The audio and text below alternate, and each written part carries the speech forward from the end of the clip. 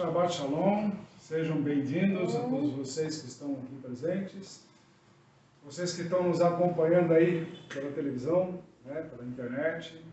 Muito obrigado mais uma vez pela presença de vocês e prestígio que tem dado para nós aí, alguns compartilhamentos que estão sendo realizados e tudo mais. Muito obrigado, que Deus continue abençoando a vida de vocês e que multiplique grandemente a vida de vocês. Ok?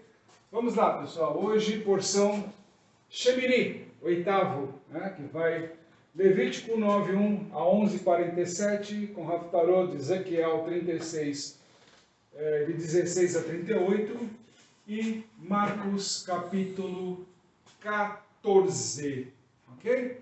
Shemini, como nós estamos vendo aqui, significa oitavo dia.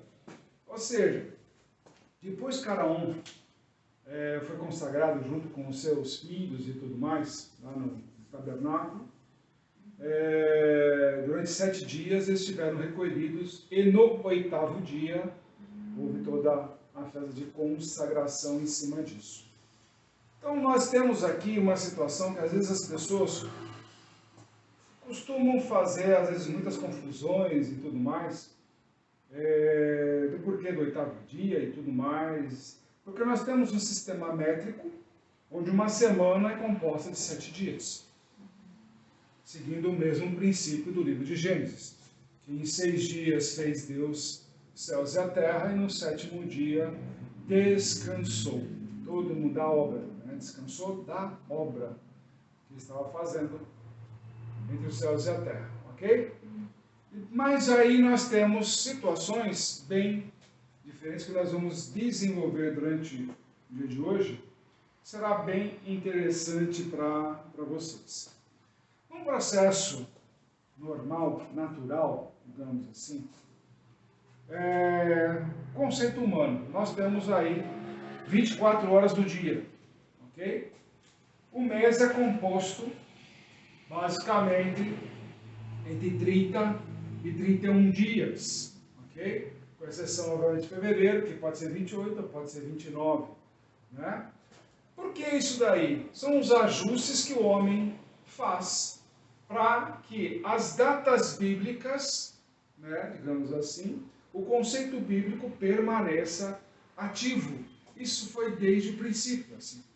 Mesmo quando se muda para o calendário gregoriano, que é o que nós utilizamos hoje, inclusive para celebrações de festas e tudo mais do mundo, usamos o calendário gregoriano.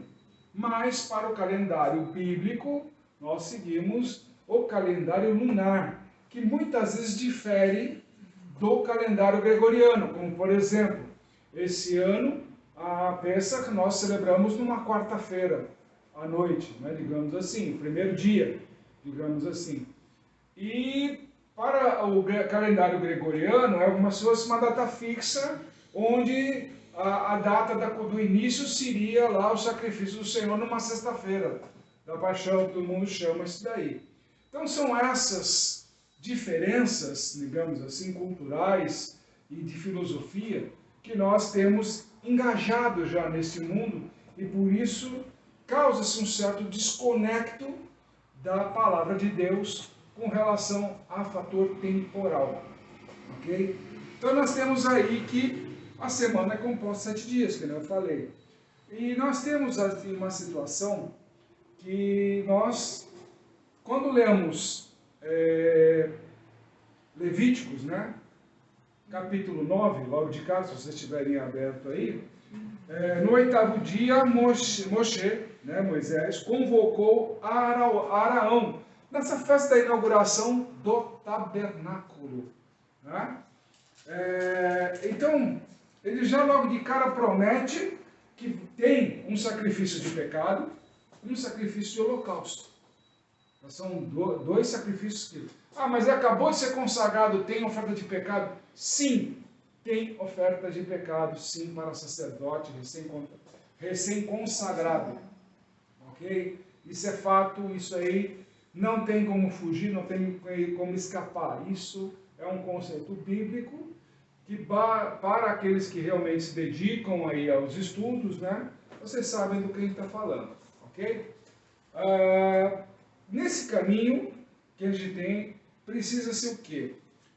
Percorridos 7 dias de recolhimento, no 8º dia, se vocês forem em 9:23 Levíticos, houve a revelação da glória de Deus.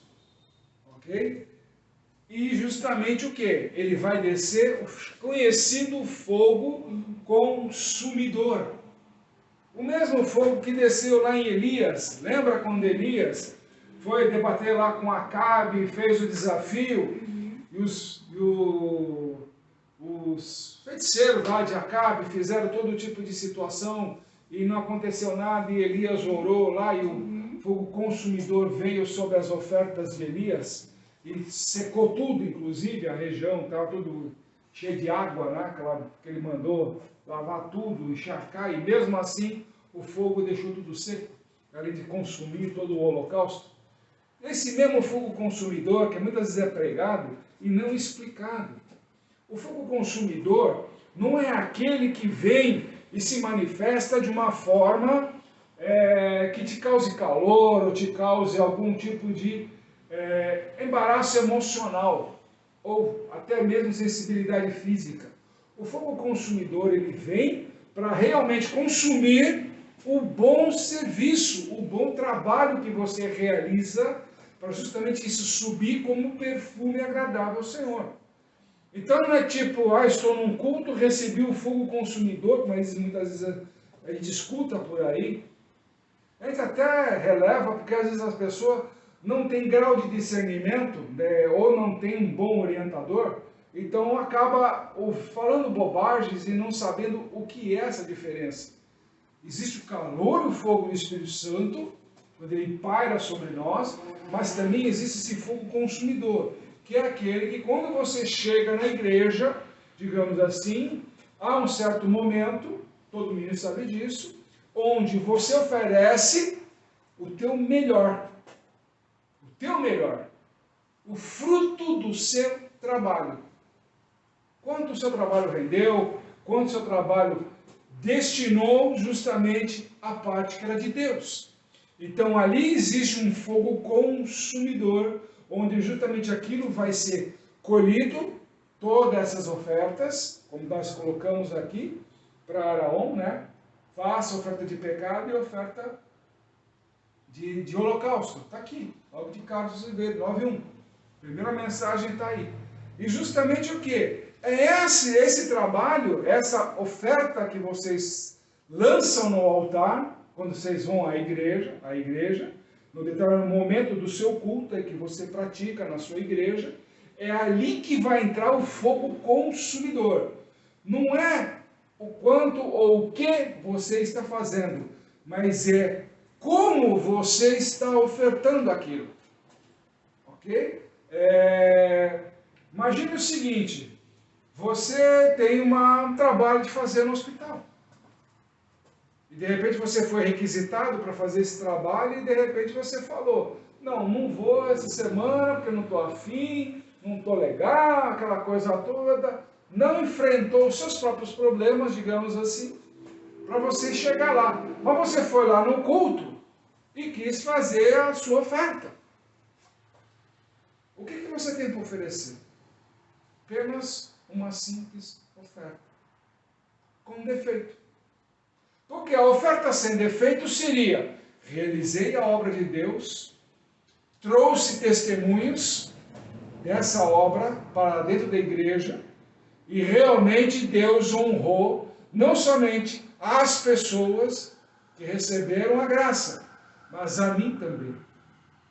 Esse fogo consumidor, é isso que ele busca. É esse grau de envolvimento, esse grau de dedicação. Não lançar ofertas por lançar, para parecer que está fazendo, querendo fazer ajuda, alguma coisa nesse sentido. Está tudo errado. A melhor oferta que existe é aquela oferta que é lançada no altar e de todo o coração, de toda a intensidade, com toda a alegria. Não são aquelas ofertas lançadas tipo, vou dar porque tenho. Como o próprio Senhor já ensinou. Não lembra da viuvinha? Deu mais ela do que os outros que tinham no bolso. Há muitos disso por aí hoje. tem para dar, às vezes, às pessoas, mas tipo assim, tô com R$ 200 no bolso, só para você fez uma visita aqui na minha casa, tem isso aqui daqui, tá? Mas não lançam testemunhos, não lançam os testemunhos junto com as ofertas.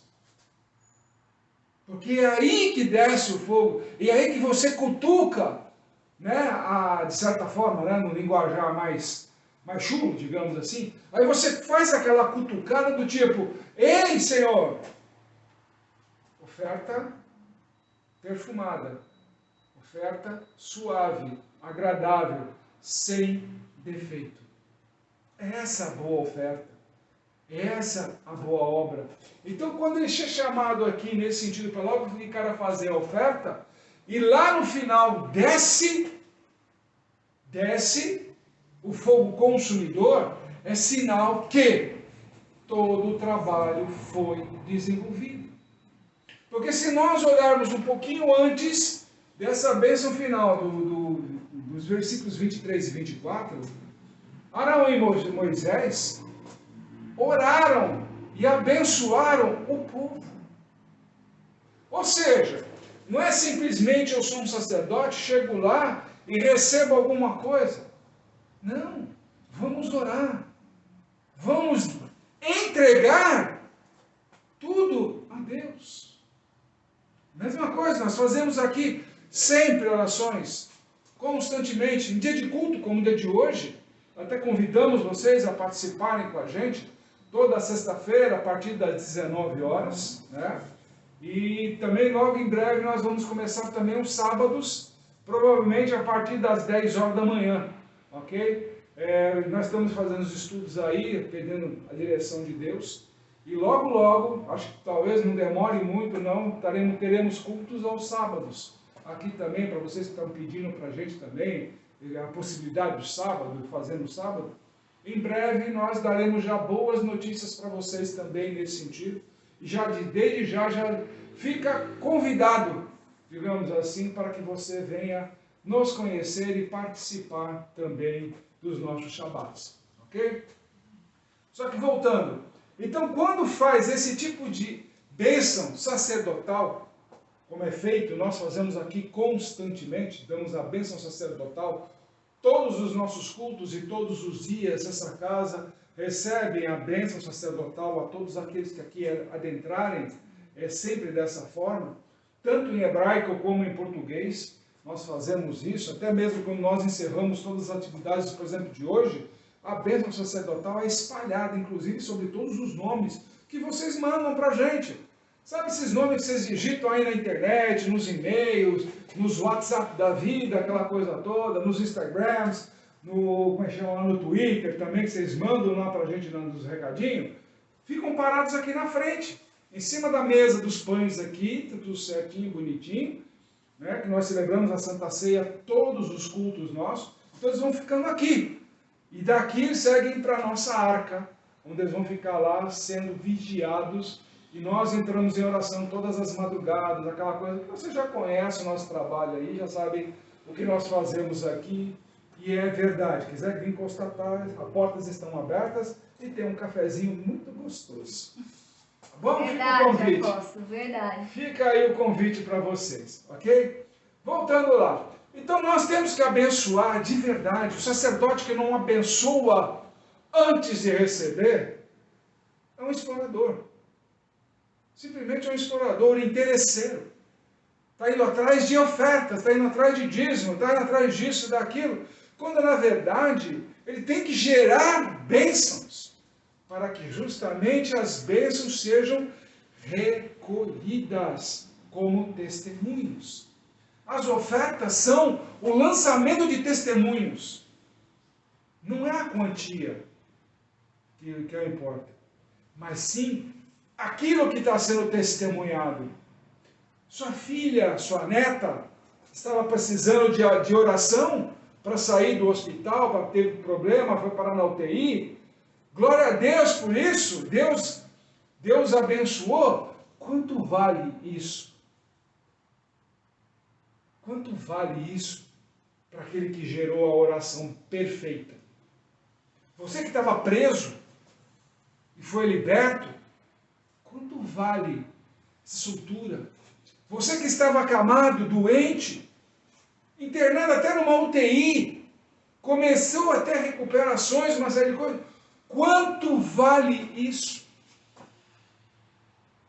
Quanto vale a sua vida? 20 centavos? 100 reais? 1000 reais? Não sei. Qual é a sua oferta sem defeito? Porque ela não pode ser medida por aquilo que teu olho vê. Nunca. Mas sim por aquilo que o Espírito Santo toca teu coração. Pois que toda a oferta tem que ser feita com alegria. Não com peso no coração. Eu tenho a obrigação de dar isso e aquilo. Não. O ministro se deslocou, foi até a sua casa. Honre ele.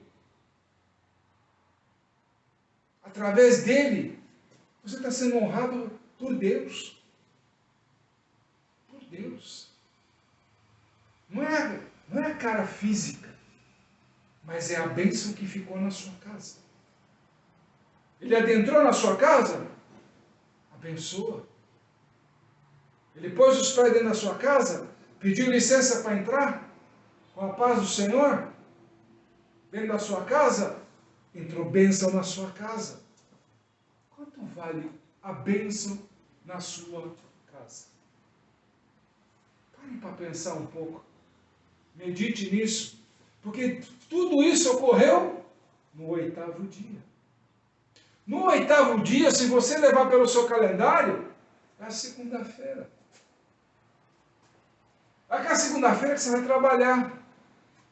Você acabou de sair do culto num domingo à noite, chegou em casa, foi dormir e já está enfrentando de manhã cedo um trânsito. Ou está enfrentando, sei lá, o transporte público. Então,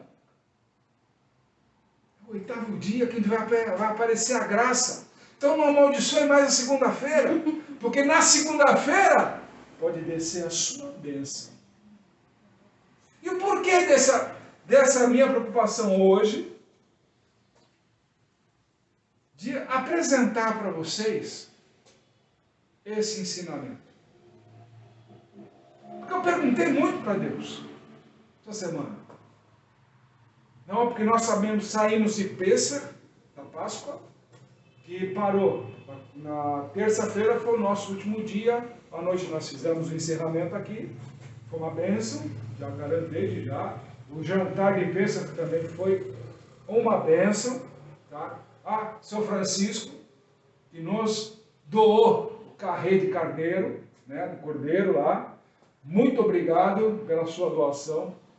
Nos emocionou grandemente. Muito obrigado, que Deus multiplique sobre a vida, da tua família e tudo mais. Muito obrigado mesmo de todo o nosso coração. As pessoas que participaram, elogiaram, né, a carne e tudo mais. Muito obrigado mesmo, São Francisco, e que realmente Deus multiplique muito mais na sua vida e no seu ministério.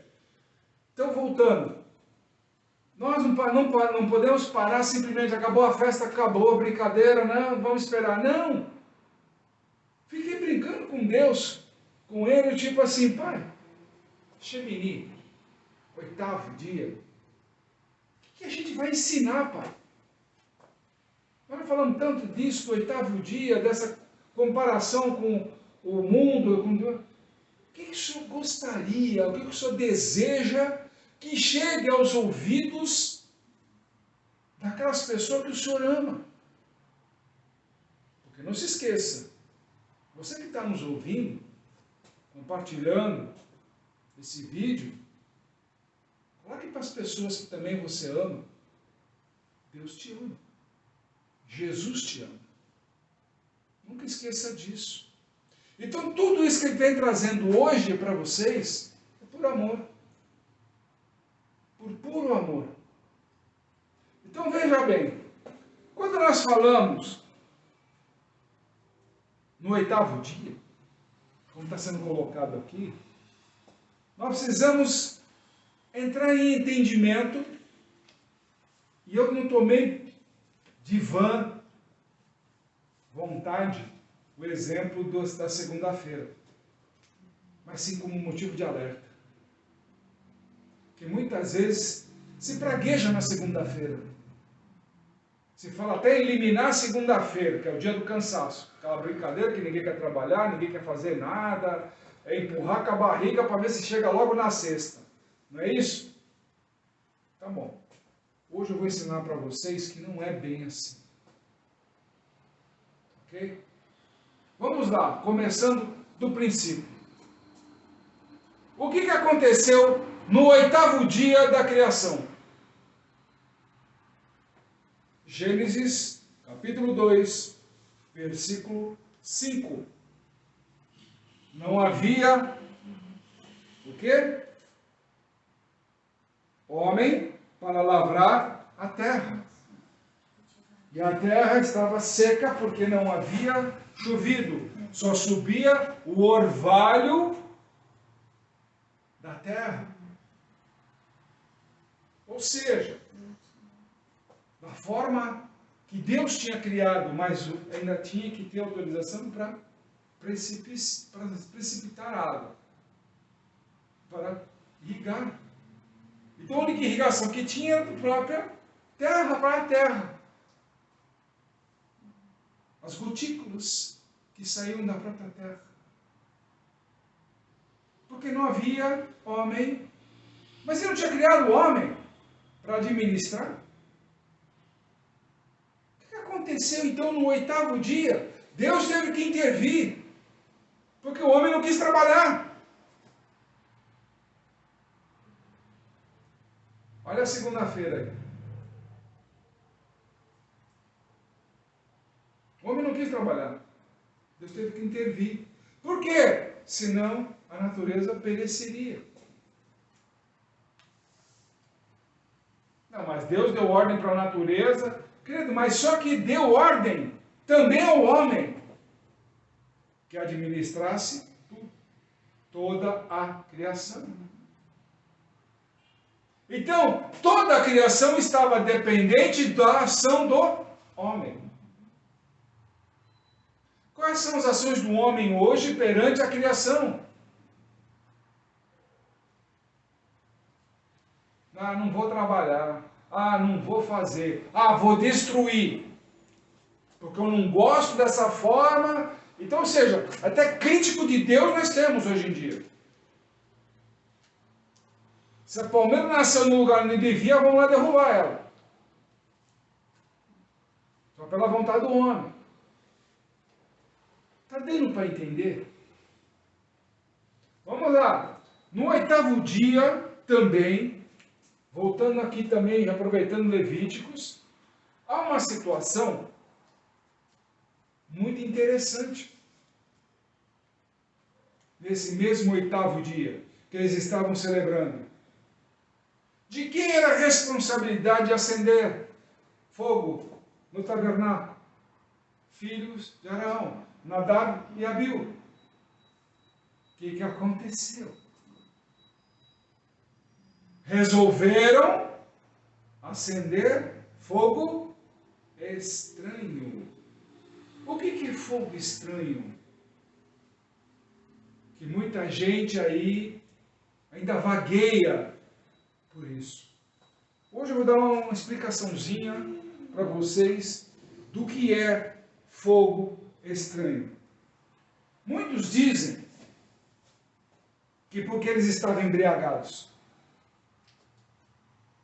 e não poderiam comparecer embriagados lá no tabernáculo.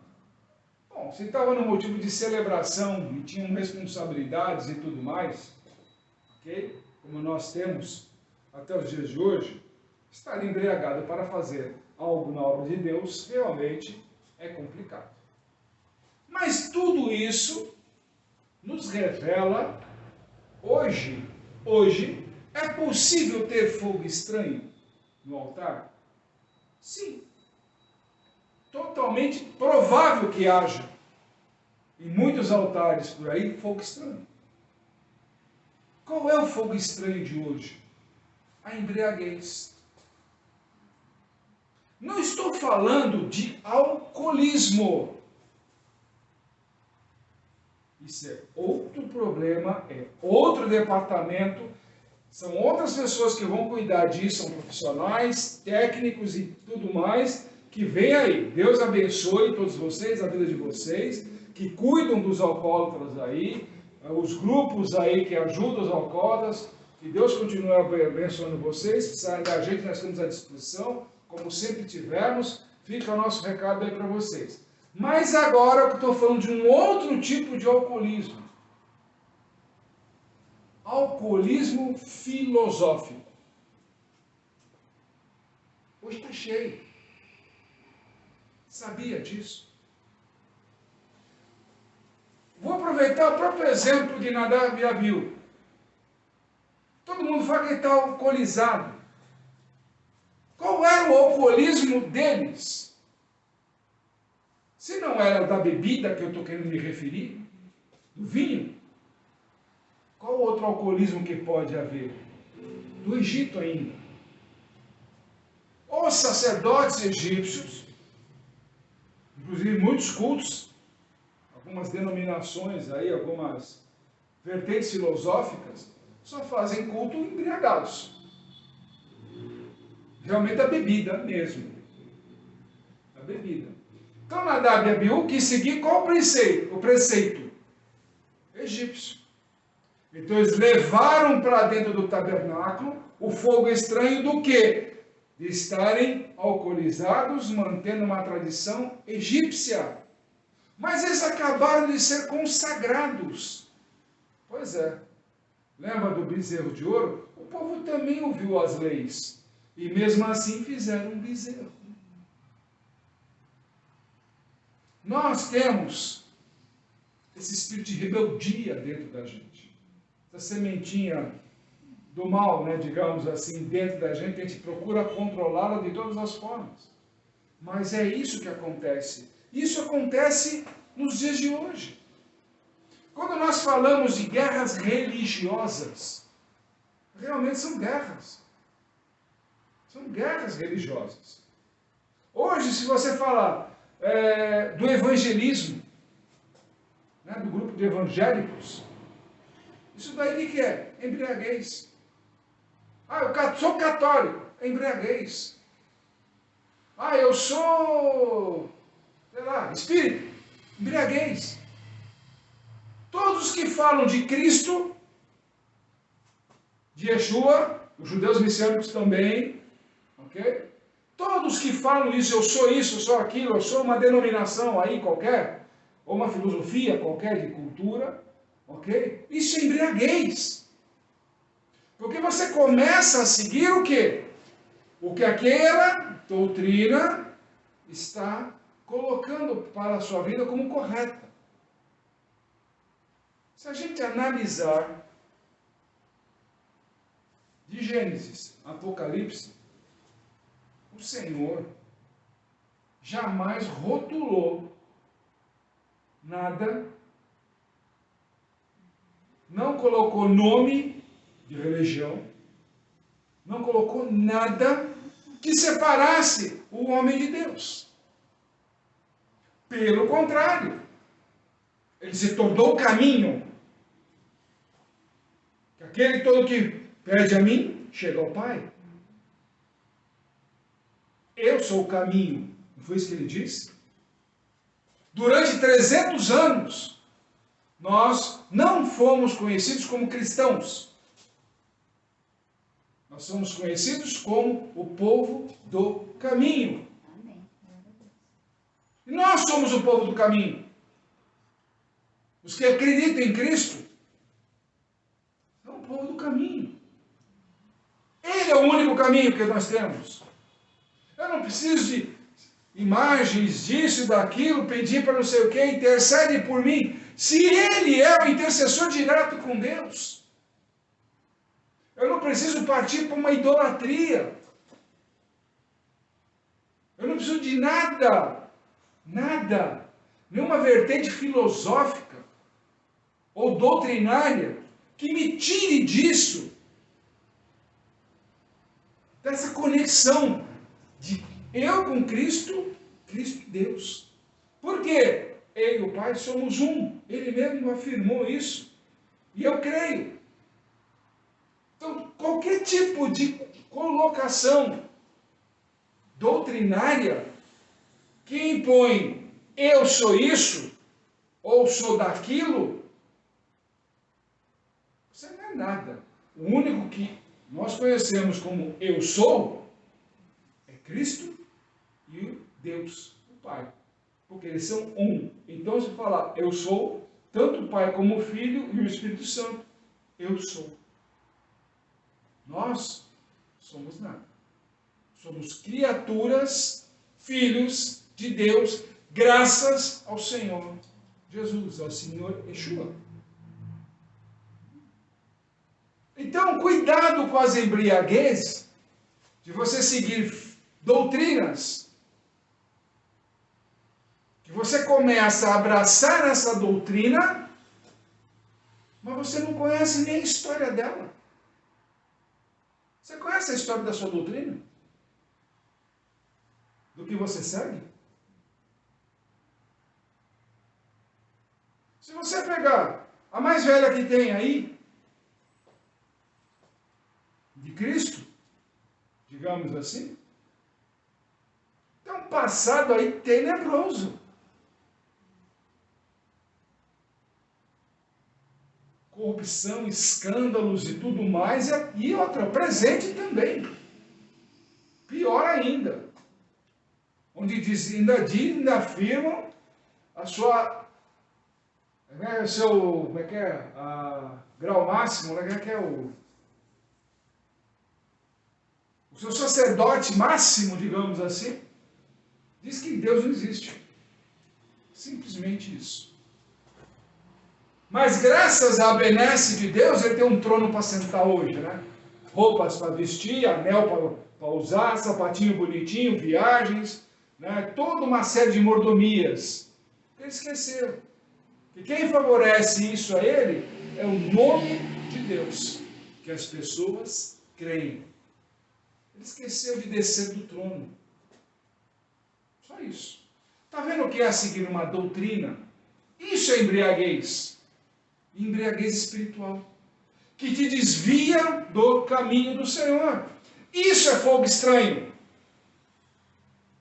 Isso é fogo estranho. Quer ver outro? Evangelho. Eu presenciei dentro do hospital, fazendo visitas, acompanhando um grupo de evangélicos. Foram entrar lá no quarto, não sabiam, era um judeu. O judeu queria conhecer, fazer perguntas sobre Cristo. Eles não sabiam responder. Trataram mal dentro do quarto, trataram mal as pessoas. Falaram lá, você não conhece, você não está salvo, você não sei isso, aquilo, um monte de coisa, mas não explicaram o que era Cristo. E foram embora do quarto. Eu pedi licença e falei assim, vocês podem ir, eu vou conversar aqui com essa pessoa. Acabamos ficando quase 40 minutos conversando. Quase 40 minutos conversando. Ensinando para eles quem é o Messias. Quem é o Senhor Jesus? Quem é Yeshua? Mostrei dentro da nossa Bíblia. A mesma que você tem no seu colo agora. A mesma que está em cima da sua escrivaninha. A mesma que está no seu celular. Apresentei para ele, para o judeu. Judeu ortodoxo. E que queria conhecer Yeshua. Quem é que estava tocando ele? Eu? As meninas? Evangélicas? O Senhor. Isso é testemunha de boa obra. Isso é oferta perfeita. Desceria fogo estranho aí? Nunca. Eu me mantive na posição de que eu sou evangélico, porque eu sou messiânico, porque eu sou isso, porque eu sou aquilo. Não! Ei! Coloquei para ele, quem é o Senhor? Quem é o Senhor Jesus? Quem é Yeshua HaMashiach? Essa é a nossa função. Não é a doutrina que nós seguimos. Isso não nos leva a lugar nenhum. Não existe doutrina perfeita. Não existe doutrina perfeita. O próprio Senhor nos dá isso. Paulo mesmo ensina. Cuidado com a filosofia vã. Filosofia que não remete você para dentro da Bíblia, da palavra do Senhor. Aproveitando o próprio apóstolo Paulo. A lei é boa e santa. Não tem que abdicar de nada. Porque tudo que provém de Deus é para nosso benefício. Se você está em Cristo, o efeito do pecado acabou. Do pecado acabou. Se você não está em Cristo, acho melhor você procurar conhecê-lo. Nos procure se quiser, esteja à vontade. Nos procure. Iremos recebê-lo com maior amor e carinho. Explicar quem é Yeshua, quem é o Senhor Jesus e o que Ele pode fazer na sua vida. Não vai nesses negócios de tipo, olha, Ele vai te dar carro, Ele vai te dar empresa, Ele vai te fazer isso, eu vou estar próspero assim. Por que eu falo isso? Concorrência? Não estou nem preocupado. Se eu estivesse preocupado com concorrência, eu não seria ministro. Seria um charlatão. Não tem concorrência para Cristo. Todos que estão em Cristo não têm concorrência. Mas é que eu estou falando isso para que você não seja enganado. Que nem eu já testemunhei várias vezes em vários altares, pessoas que vão dar testemunho lá, em altares grandes, hein? Mas receberam antes para poder mentir em cima do altar, só para aparecer na televisão. E um deles, quando falou que tinha ganho até um carro zero, novo, importado na época, né? Chegou lá fora, quem teve que ajudar no carrinho velho dele a funcionar fui eu. Fizemos a famosa chupetinha, né? De bateria para bateria, para o carro dele funcionar, para pelo menos ele chegar em casa naquela noite. Só que ele tinha acabado, não tinha meia hora, ele tinha acabado de ir lá no altar da igreja, dar testemunho de que estava com um carro zero, importado. Eu fiquei sabendo que ele recebeu uma boa graninha para ir lá mentir e aparecer na televisão. Fique esperto, ok? Está claro aí a embriaguez? Essa embriaguez espiritual que existe hoje, de defenderem filosofias, doutrinas, o nome que queiram dar. O rótulo, defende muito mais o rótulo do que o Senhor Jesus. Você já defendeu Jesus hoje? Tem um filme que se chama, recomendo para vocês, Em Defesa de Deus, em defesa de Jesus. Em Defesa de Deus, acho que o nome correto é esse do filme. O filme é fantástico, de um jornalista que vai buscar fazer pesquisa sobre a vida de Cristo. Fantástico. Fatores históricos. E ele acaba convertido.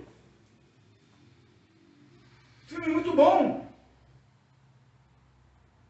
Para você que não conhece a história da tua doutrina, de verdade, só fica naquilo que contam para você, da fantasia que contam para você, vai ver as mentiras atrás. Vai lá, busque. Busque. Quais são as mentiras? Não se rotule pela doutrina. Seja amigo de Cristo.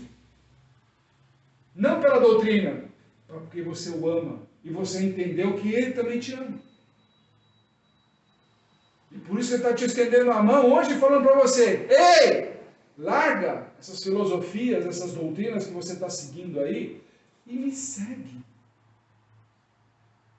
Como ele mesmo fala na Santa Ceia, como nós celebramos aqui. A carne é comida verdadeira dele. Bebida verdadeira, não é fogo estranho que você está ingerindo, não. O que vem dele é verdadeiro.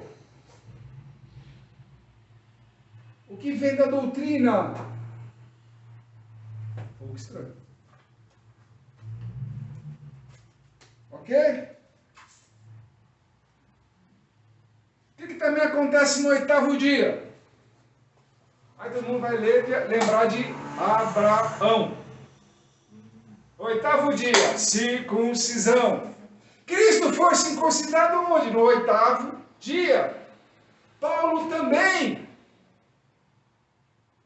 Foi ou não foi? O que é isso? Separação da carne. Daquilo que realmente intimou com você, que te causa peso, para que você seja liberto. Só que Cristo nos deu uma circuncisão melhor ainda. Não aquela que eu preciso fazer para ver, mas a circuncisão do coração. Onde realmente eu faço a separação daquilo que é de Deus, daquilo que é do mundo. Removo do coração o mundo, para que habite somente o Senhor dentro de nossos corações. Circuncisão igual a essa, o apóstolo Paulo dá uma aula. É a melhor circuncisão que existe. Você pode ser circunciso ou incircunciso. Você não precisa seguir a doutrina judaica. Você não precisa seguir, não. Mas se você está circuncidado de coração, se ajoelha perante Cristo, se humilha e diz: eu sou pecador, sim, mas o teu sangue me salva, me liberta, me cura. Você está circuncidado no coração. E é isso que ele quer. Você livre, liberto, para andar com ele. Já pensou você andar com Cristo? Uma maravilha, não é? De mãos dadas com ele, abraçado, contando causa, aquele negócio todo. Mas ao mesmo tempo, se o seu coração não for circuncidado, é como se você estivesse andando com ele com uma bola de aço presa no teu tornozelo. Você vai andar com tranquilidade ao lado dele? Você vai andar ao mesmo passo que ele, a mesma velocidade dele? Você vai conseguir acompanhá-lo ou você vai se cansar? Esperar aquele velha mensagem. Os cansados eu os aliviarei, né? Porque meu fardo é leve. Mas se seu coração não é circuncidado, você é peso. Ele só vai fazer com aqueles que estão circuncidados de coração. Porque estarão libertos. Como o povo liberto do Egito. O que também nós temos no 8º dia? Lembra da festinha de Sukkot, que nós sempre falamos para tomar cuidado com os aventureiros que celebram em festas em dia errado? Na semana errada, digamos assim? Eu sempre falo, obedece o calendário bíblico, né?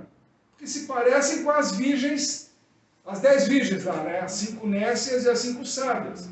As sábias adentraram a festa, porque tinham azeite, porque estavam espertas na chegada do noivo. E é aquele período, Sukkot, tabernáculos, é aquele período. Fazer fora daquele período é assumir que é virgem nécia. Está procurando azeite ainda. Está comprando azeite em lugar errado.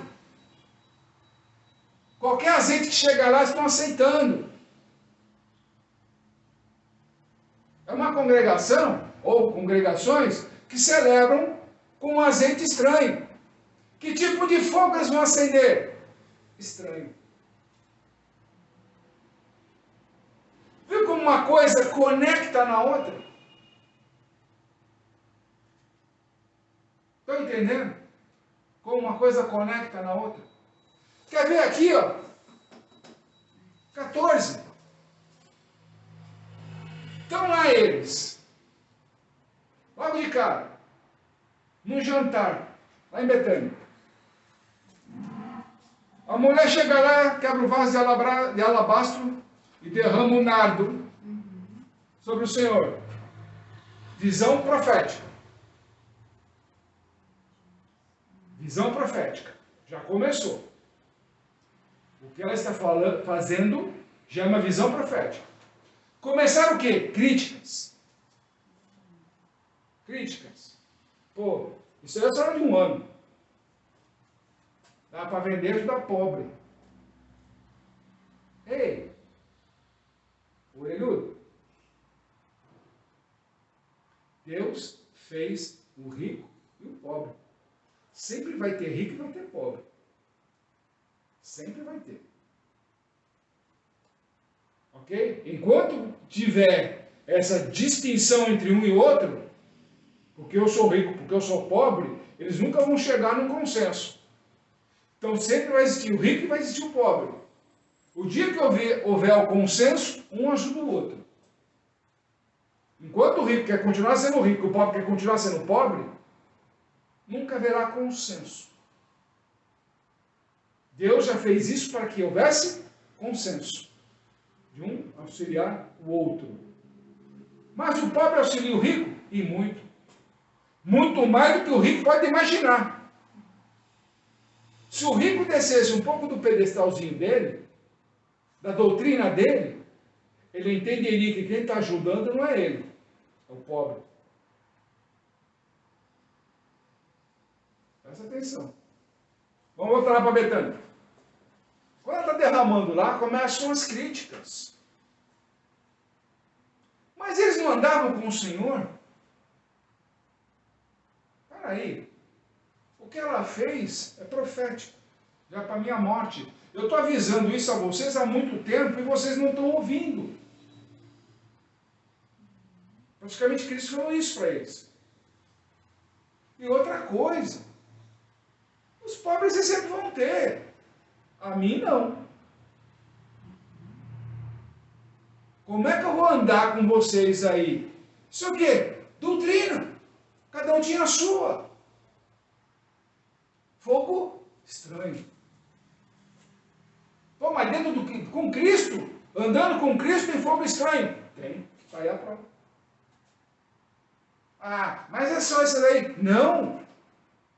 Acelera um pouco nesse capítulo aí. O que nós vamos ter? O jantar.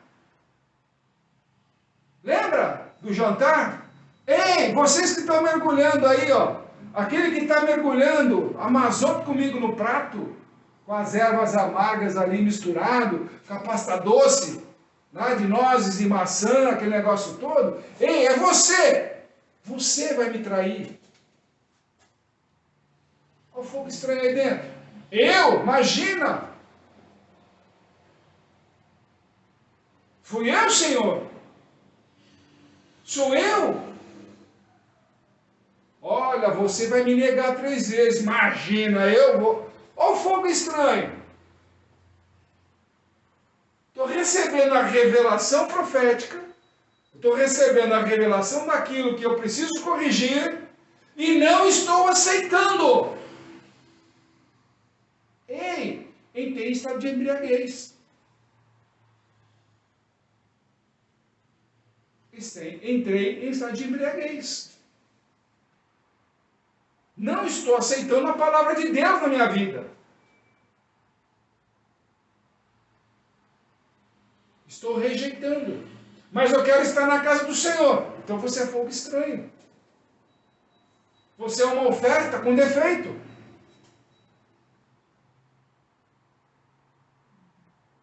Comece a pensar. Comece a pensar. A dica que o 8º dia está dando para que você corrija os outros dias. Não só o que passaram, mas o que vem pela frente.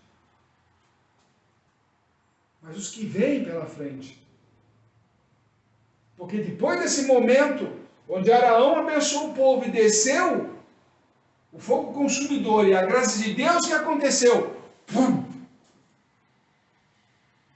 Israel começou a marchar, a caminhar. Começou a ver realmente a glória de Deus o tempo inteiro.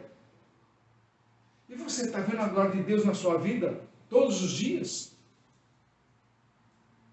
Ou é só quando você está passando por um problema?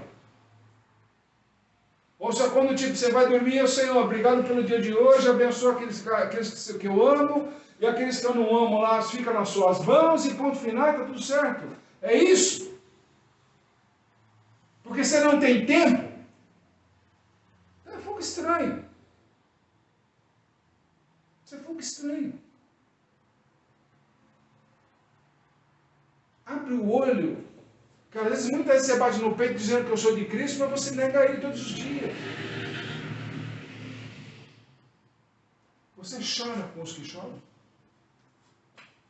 Você se alegra com os que se alegram. Você dá de comer para quem tem fome. Quem tem sede. Quem precisa da sua visita?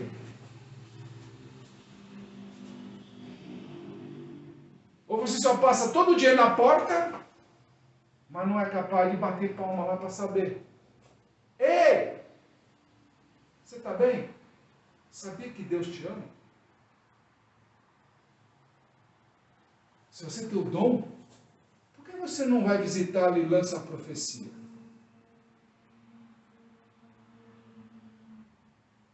Fica a dica. E ao 8º dia, começa hoje. Que o Senhor abençoe o teu dia. Que abençoe realmente tudo aquilo que tem na sua vida. Que Ele desça o fogo consumidor onde você está. Nesse exato momento. Que desça sobre tua vida e sobre tua casa esse fogo consumidor. Que Ele encontre em você e na sua casa boas obras. E que realmente restabeleça um tempo de paz. Que o Senhor te abençoe e te guarde, que faça resplandecer o Senhor, o seu rosto sobre ti e te agracie. Tenha o Senhor misericórdia de ti e ponha em ti a paz. Shabbat Shalom a todos vocês. Que o Senhor os abençoe. Amém.